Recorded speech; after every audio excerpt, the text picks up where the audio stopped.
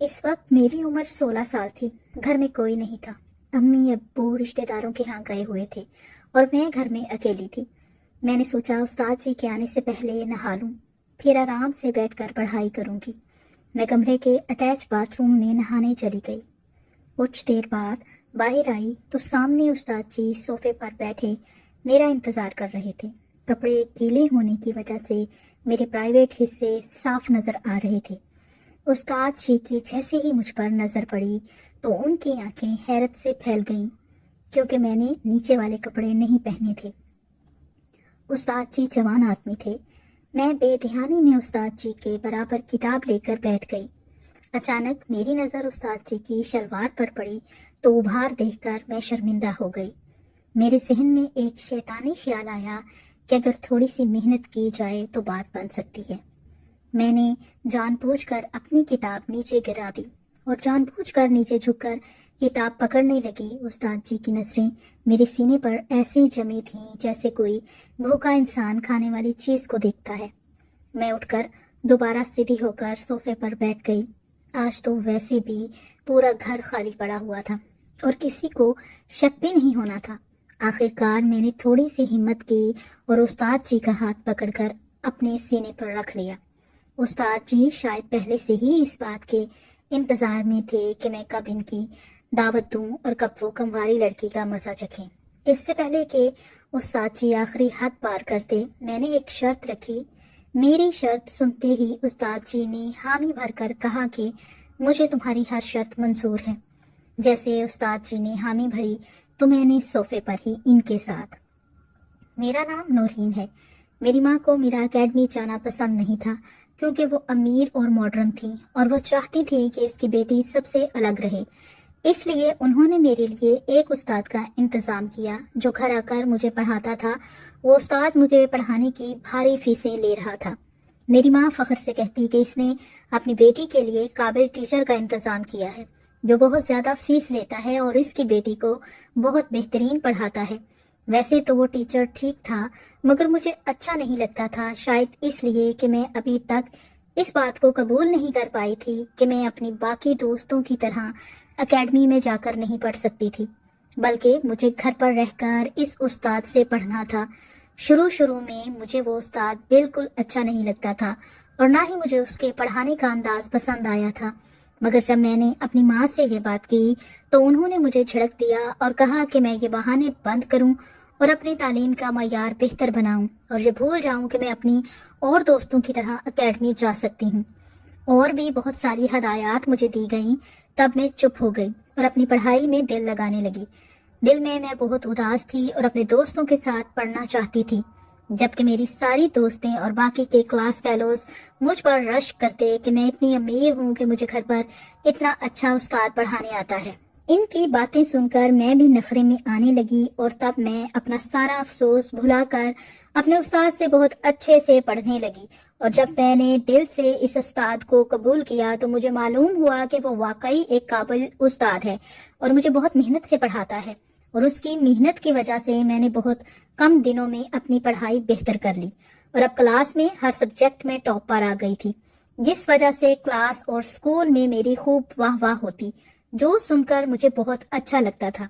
ان تعریفوں کی وجہ سے میں آسمانوں میں اڑنے لگی تھی اور تب میں نے اپنے استاد کو بھی دل سے قبول کر لیا تھا اور ان سے بہت فری ہو گئی اور دل لگا کر ان سے پڑھتی تھی اور اپنی ہر بات شیئر کرتی تاکہ پڑھائی میں مزید بہتر ہو جاؤں۔ اس وجہ سے میرے ماں باپ بھی بہت خوش ہو گئے تھے کہ ان کی بیٹی پہلی پوزیشن پر رہتی ہے اور ان کا نام خوب اونچا کر رہی ہے۔ استاد کی بھی ڈیمانڈ بڑھنے لگی تھی۔ اس نے اپنی فیس بڑھانے کا کہا، جو میرے ماں باپ نے بنا کوئی اعتراض کیے اس کی ڈیمانڈ پوری کر دی۔ اس کے کچھ ٹائم بعد اس نے میرے باپ سے کہا کہ وہ شام میں مجھے پڑھانے آیا کرے گا، کیونکہ دن میں اس کے پاس وقت نہیں ہوتا۔ اس کی یہ بات بھی میرے ماں باپ نے مان لی تھی اور ان کو کوئی اعتراض نہیں تھا، بلکہ کسی بھی بات پر کوئی اعتراض نہیں کرتے، اور اکثر میرے ماں باپ کو رات میں باہر جانا پڑتا تھا۔ اس وجہ سے انہوں نے اس طرف زیادہ توجہ نہیں دی کہ میں کس طرح اور کیسے پڑھتی ہوں۔ میں خوش تھی کہ میں پڑھائی میں بہت اچھی ہو گئی ہوں، مگر میں نے کبھی سوچا بھی نہیں تھا کہ مجھے ایسے وقت سے بھی گزرنا پڑے گا کہ میں جینے کے قابل بھی نہیں رہوں گی۔ اور کل تک جو لوگ میرے آگے پیچھے گھومتے تھے اور مجھے حسرت سے دیکھتے تھے وہ بعد میں مجھ پر تھوکنا بھی پسند نہیں کریں گے۔ اس شام جب وہ مجھے پڑھانے آیا تو حسب معمول میرے والدین پارٹی پر جانے کے لیے تیار تھے۔ وہ تقریباً ہر شام یا پھر رات ہی کسی پارٹی یا کسی شادی میں جاتے تھے اور پیچھے میرے پاس دائی ماں اور ایک ملازمہ چھوڑ جاتے، مگر اس روز دائی ماں اپنے گاؤں گئی ہوئی تھی اور ملازمہ کی طبیعت خراب ہونے کی وجہ سے کوارٹر میں جا چکی تھی اور گھر میں اکیلی اور تنہا تھی۔ اور تھوڑی دیر بعد استاد جی مجھے پڑھانے کے لیے آ گئے۔ میں تھوڑی گھبرا رہی تھی، میں بالکل اکیلی تھی، مگر میرے والدین کو اس بات سے فرق نہیں پڑتا تھا اور میں خاموشی سے استاد جی سے پڑھنے بیٹھ گئی۔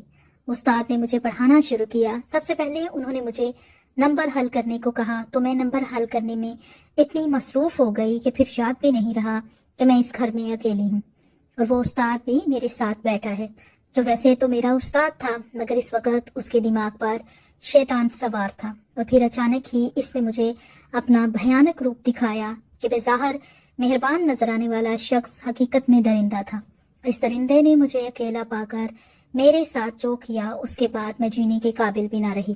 میں پڑھنے میں مصروف تھی تو اس نے اچانک مجھ پر حملہ کر دیا اور مجھے بھاگنے کی مہلت نہیں ملی۔ اس نے مجھے بالکل بے بس کر دیا۔ اس نے میرے جسم سے سارے کپڑے اتار دیے اور اپنی سختی کو میری ناسکی میں داخل کر دیا۔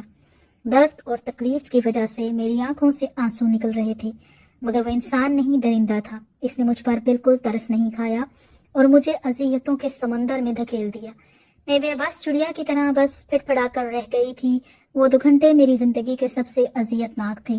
اس جنگلی جانور نے مجھے پوری طرح ہلا کر رکھ دیا تھا۔ میں تکلیف کی شدت سے بے ہوش ہو گئی تھی، مگر اس درندے نے مجھ پر پھر بھی ترس نہیں کھایا۔ جب وہ ہوش میں آیا تو میری حالت بہت بری تھی اور میں مرنے والی ہو رہی تھی، جس پر وہ گھبرا گیا اور مجھے اس حالت میں چھوڑ کر وہاں سے بھاگ گیا۔ میں بالکل بے ہوش ہو چکی تھی اور مجھے نہیں معلوم تھا کہ پھر کیا ہوا اور کیا نہیں۔ پھر جانے کتنی دیر تک میں بے ہوش پڑی رہی اور جب مجھے ہوش آیا تو میں ہسپتال کے بیڈ پر موجود تھی اور ساتھ ہی میرے والدین بیٹھے رو رہے تھے۔ پہلے تو مجھے سمجھ میں نہیں آیا کہ میں کہاں ہوں اور کیوں ہوں، مگر پھر جب دھیرے دھیرے میرے حواس جاگنے لگے تو وہ پورا منظر میری آنکھوں کے سامنے گھومنے لگا۔ میں پھر سے چیخنے چلانے لگی۔ میری حالت پر میرے والدین تڑپ رہے تھے اور مجھے پکار رہے تھے، مگر مجھے کسی کی پکار نہیں سنائی دے رہی تھی۔ میں بری طرح چیختی جا رہی تھی اور پھر بے ہوش ہو گئی تھی۔ میری حالت پر میرے والدین دکھ اور پچھتاوے میں جلنے لگے تھے۔ پھر تقریباً 14 دن بعد میں جب سنبھلی تو میرے ماں باپ مجھے گھر لے آئے۔ اب میں پہلے کی طرح چیختی چلاتی نہیں تھی، مگر اب میں نے بولنا ہی چھوڑ دیا تھا اور اپنے والدین کی طرف تو میں بالکل بھی نہیں دیکھتی تھی۔ مجھے ان سے نفرت ہو گئی تھی۔ کاش وہ اتنے غافل اور لاپرواہ نہ ہوتے تو میرے ساتھ یہ سب نہ ہوتا۔ زندگی جینے والی لڑکی ہر چیز سے دور ہو گئی تھی۔ میں نے سب سے ملنا جلنا چھوڑ دیا تھا، یوں کمرے میں ہی پڑی رہتی تھی۔